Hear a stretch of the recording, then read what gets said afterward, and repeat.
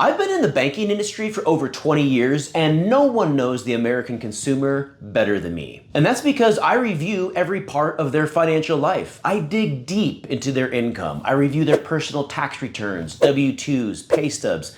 I'll even have conversations with their employers. I also comb through their asset accounts. I'll go through their bank records and see where and how they spend their money, and even review their credit scores, history, and what type of debt they have. Today, I'm going to discuss the top 5 reasons why people get stuck in the middle class. In the comments below, please share with me what are some of the reasons that you think people get stuck in the middle class. Reason number 1, being addicted to a salary and not knowing your value. Your employer is going to pay you less than you're worth. That's because by definition, if your employer paid you what you were worth, it wouldn't be profitable to them. So many of us get too comfortable being on a salary. And remember, comfort is the killer. In America, we want everything to be as comfortable as possible all the time. And that same comfort kills us of our ambition, destroys our goals, and robs us of our passion and purpose. And nothing is more comfortable than getting paid on a salary or an hourly rate. I mean, it's probably good enough, but good, like comfort, is the enemy of great, and comfort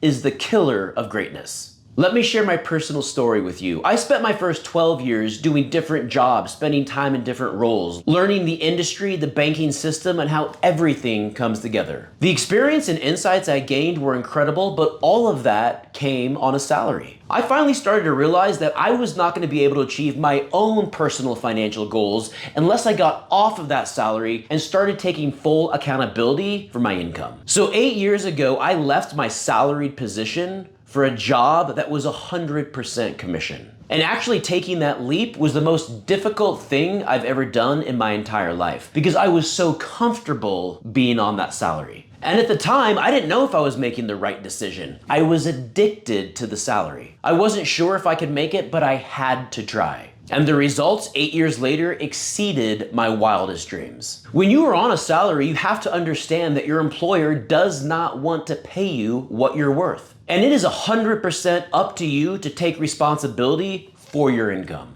Employers will oftentimes provide very small raises that usually won't even keep up with inflation. It's not uncommon for corporate America to offer raises of 2, 3, or 4%. And over the past 24 months, that would not even keep up with inflation. But you have to know your worth. Don't be afraid to negotiate or look at other opportunities internally that will allow you to gain experience and a bump up in pay. And you may also be forced to look outside your company. Remember, changing employers will oftentimes result in an increase of 10 to 20% in pay. And that is why now in America in 2024, it is so common for employees to change employers so frequently. So don't be afraid to consider these items to put yourself in the very best financial position possible. Reason number 2, buying what you can qualify for, but you can't afford. In the mortgage banking industry, we have guidelines on how we qualify individuals. We look at their income and compare that to their debts. We review their asset profile and determine using specific standards what they can reasonably afford.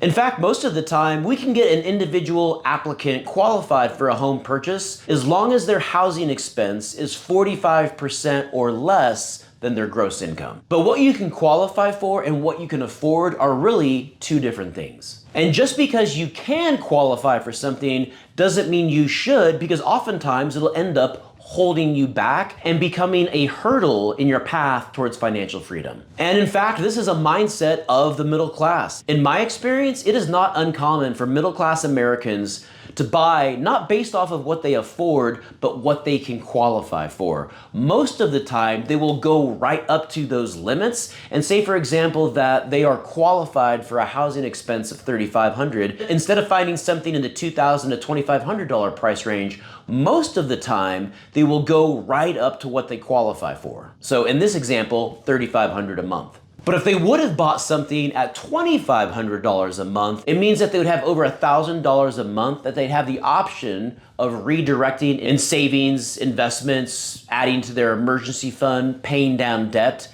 Another common mistake that I see middle-class Americans make is that when they do get a raise, they oftentimes find a liability to offset the raise. Say, for example, someone gets a $700 a month raise in their income. Most middle-class Americans are immediately thinking and looking for ways, what can I go buy or what can I go spend that on to absorb the $700 a month that I just got a raise on? A lot of times, middle-class Americans will want to upgrade their lifestyle. They might want to go on that vacation, upgrade their car, trade their current car in, and have the payment go up by $500 or $700. It's a middle class mindset for when you have an increase in your income where you immediately want to offset that with another liability or obligation. If you get an increase in pay, but then you immediately upgrade your lifestyle with another liability, are you really better off?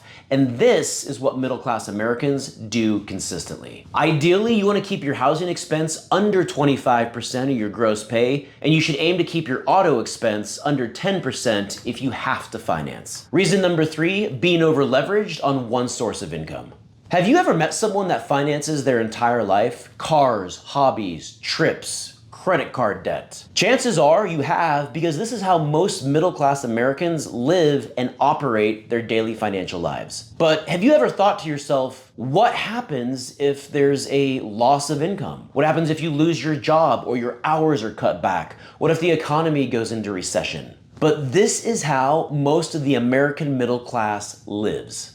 Everything is usually financed, and normally there's either one or two sources of income, which are usually active income, meaning they're from jobs. When you live from a place like this and every part of your life is financed, it is impossible to live from a place of abundance and creativity and walk out your full life with meaning and purpose. Because when you live like this, you're constantly in panic mode. You're not trying to be creative or think to yourself, how can I grow myself? You're simply trying to keep your head above water, and it is impossible to make sound judgments and good decisions when you live your life like this. Reason number 4, the struggle is the gift and adversity accelerates your growth. We talked about this earlier, but middle-class Americans are so addicted to comfort in their financial lives, in their personal relationships, and even their health. I read this statistic a couple days ago and it absolutely shocked me. Did you know that 95% of Americans after the age of 30 will never sprint again in their entire life? They will never go outside and run as fast as they can. And that's because middle-class Americans want every part of their life climate controlled, and they don't want to experience any type of discomfort. Short-term, medium-term, especially long-term. Asking for a raise is uncomfortable. Looking for a new job is uncomfortable. Walking away from the salary and taking a job that is performance-based or 100% commission is uncomfortable. But the struggle is the gift as long as you have a financial vision for yourself, your career, and your family. And this is one strategy that Warren Buffett looks at when he's looking to invest in businesses. Warren Buffett is always looking to invest in businesses that are never satisfied, constantly looking to grow, and looking over their shoulder at the competition. Because when you have that mindset and attitude, you're never allowing yourself to get comfortable, and you're creating and bringing adversity upon yourself and using it as a form of leverage to grow, to become more profitable, to become more skilled. And here's another story. When I transitioned into my current role 8 years ago, a big part of my new role was networking. Well, I had put a label on myself that I was not social, that I didn't know how to do that. I had falsely believed that communication and being social was something that you either were born with or were not. And this piece of the job caused me a lot of anxiety. And so I had to teach myself by putting myself intentionally in uncomfortable situations, often networking events, on how to grow my skill base. And 8 years later, I can say that I enjoy communicating with others and networking. Start looking at adversity and the struggles you face as a gift to becoming the person you're called to be. Reason number 5, not being financially literate. Middle-class Americans, let's face it, are not financially literate. That's why 79% of them live paycheck to paycheck, spend more than they make, usually have no meaningful investments, have less than $2,000 saved in an emergency fund, but have an overemphasis on consumption, cars, RVs, toys, and other consumer items. Money will never buy happiness, and it'll never make your problems go away, but what it will do is allow you to navigate the storm much more easily. And even in the midst of your problems, you can still keep your peace, and oftentimes the solutions come much easier. Middle-class Americans that have a consumption-focused mindset oftentimes focus on what they don't have and what everyone else does. When you live your life constantly comparing yourself to others, you will find that you have no joy. The laws of money are like the laws of gravity. If they are followed, winning with money and building wealth just happens. And when you master this, you can then live from a place of abundance, gratitude, supply, and truly focus on the person that you're called to be, your purpose, and have clarity on what your goals are and where you're going. Now ask yourself, do you want to be a middle-class American, or do you want to be someone that wins with money? This is Benjamin Adams with American Money 101.